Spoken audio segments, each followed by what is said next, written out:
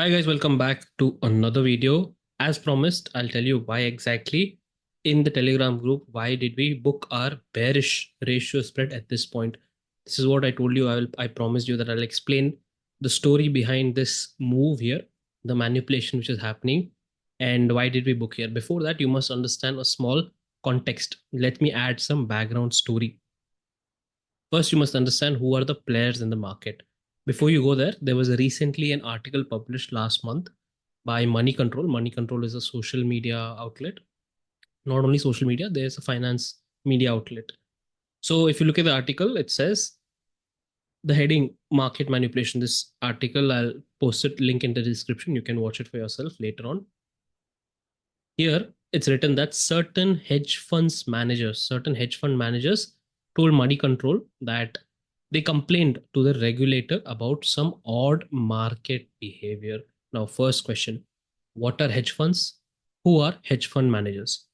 Hedge funds are mostly uh, institutions or companies, firms where they handle money, they manage money on behalf of their wealthy clients, wealthy institutions, or some entities. They manage money on behalf of them.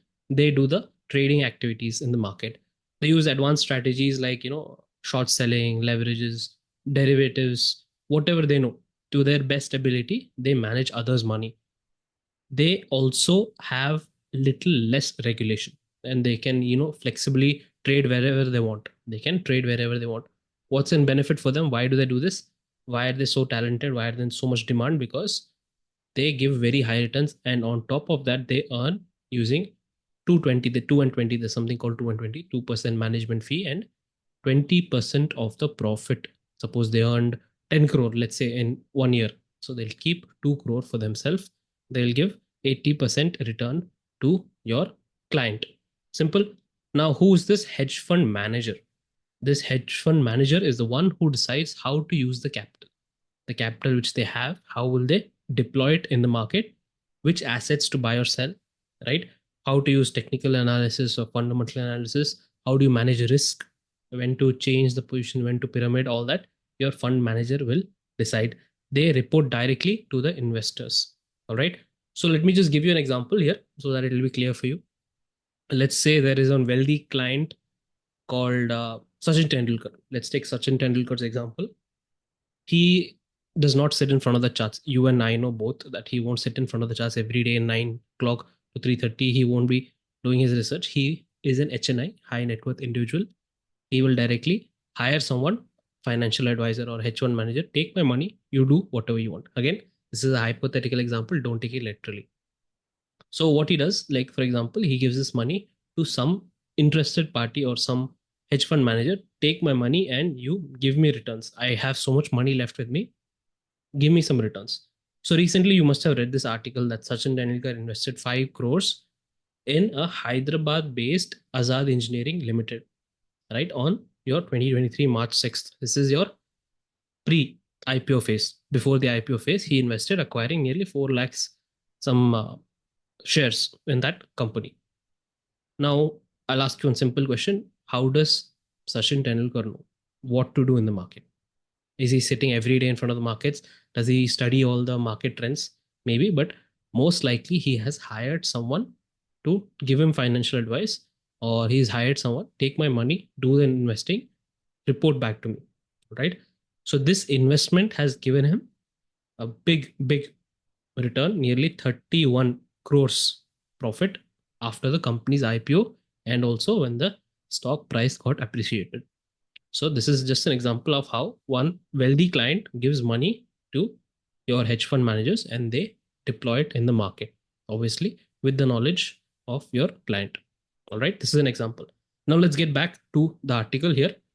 Now in this article, you see that derivative prices are supposed to move in tandem with the underlying asset, meaning normally in normal markets, what happens is that your index, for example, let's take index moves based on some activity in the stock market. So index is nothing but an average of the stock price movements that comes to the index.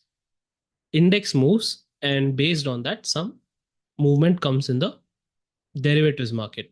Right? That is very clear.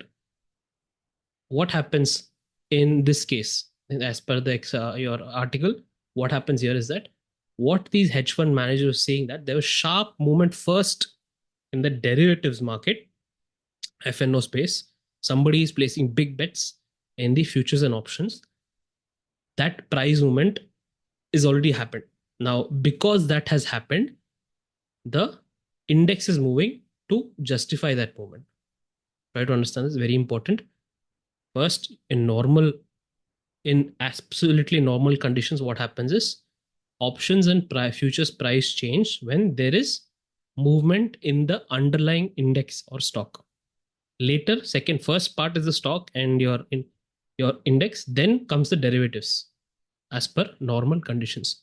What is happening here is that first the derivatives market, somebody is placing big bets in the derivatives market, and only then later your index is moving or your stock, right?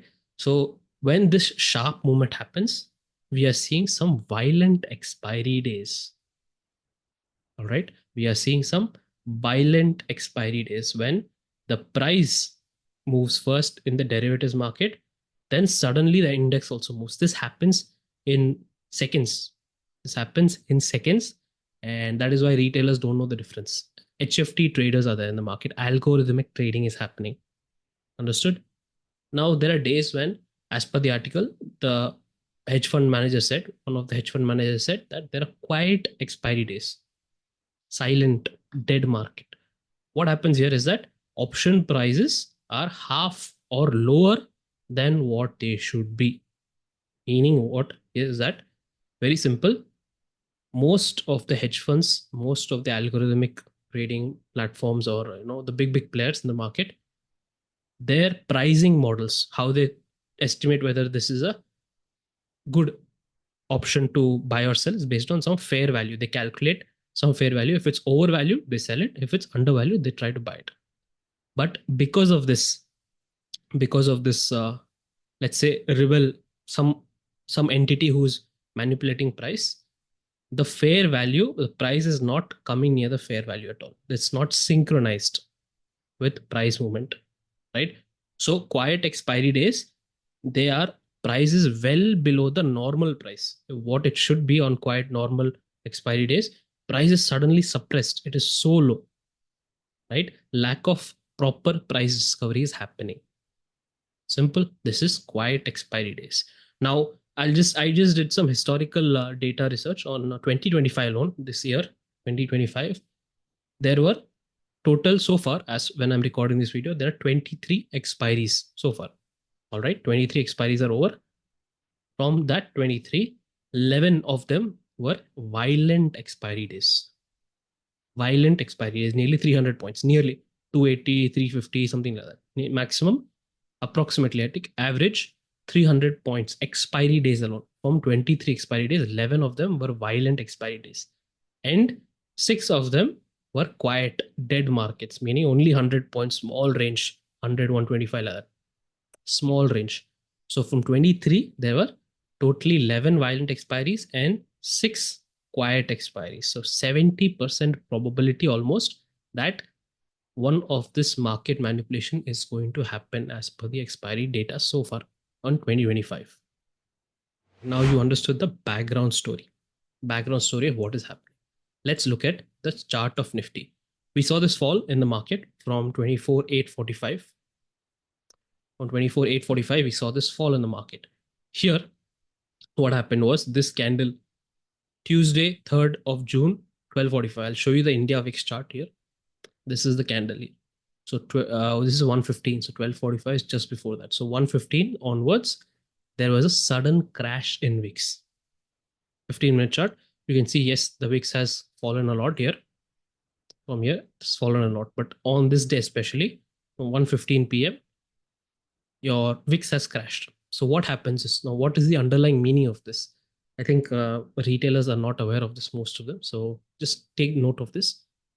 When there is sudden crash in VIX before a weekly expiry and there's no news event, what happens is the operator or the big hands, the big players are telling that we don't want big move in the market. They are suppressing the volatility. They have shorted volatility. This is called short vol trades. So they're not expecting big movement in price.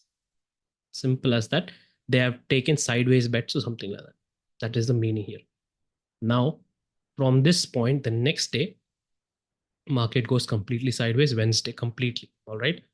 So this is the area where I told that at this point we booked our short ratio spread. What happens on Thursday? There was a violent move here. This violent move takes out all the stop losses. This stop loss is gone. Your this swing high stop loss is gone. Then this swing high stop loss is gone. A big violent expiry. Now, what do I think here is that one entity they have shorted, and another entity they have suppressed. So first guy, the rebel, let's say he's the rebel guy, he says, I want to short the market. I want to create some volatility. He created some volatility. Then another entity, they said, okay, this is the area we want expiry to happen. Nearly 24,600, 24,500 range, round figure. We want expiry to happen. And they have basically said, I have shorted volatility here, meaning they're not expecting price to move anyway from here. So the first guy, what he does again, he traps everyone, creates a big price swing in the market. So go back to your article. What did I say? The hedge fund managers are telling that something unnatural is happening in the market. So, but this conclusion we arrived using our own methods. In the live market in Telegram group this fall, I told you that 24,845 price will come back again. Nobody knows this. This price will be printed again. And it got printed in just another session. One session afterwards, it got printed. Right? We have our own methods of calculating traps. FRVP, in the weekly analysis video, I explained this entire detailed move using FRVP. How we use the FRVP, identified first, this is a trap candle, right? We identified this trap candle, and later I explained this entire trap move, market reversal lecture. So we have 4 lectures I have posted on YouTube for FRVP, traps, your key levels, how to find, how to understand operator activity, and also market reversal lecture. All right. So without this, if you go into the market tomorrow, you will have trouble understanding the entire structure. This is not there in option chain. This is not there in FIDI figures. This is a movement behind this, the story behind the candlesticks, what's happening, psychology. Nobody will teach you this, right? It's not available anywhere. Nobody talks about this. This is something which only if you have some experience with volume analysis, you will understand. That's why I told many times, you have to study the FRVP videos. All right. Thank you guys. This is just a short explanation of what happened in this point here. And if there are any more further educational videos like this, definitely I will post them for your own better understanding so that you can improve your own analysis in the markets. Thank you. I'll see you in the next video. Till then, take care and be safe.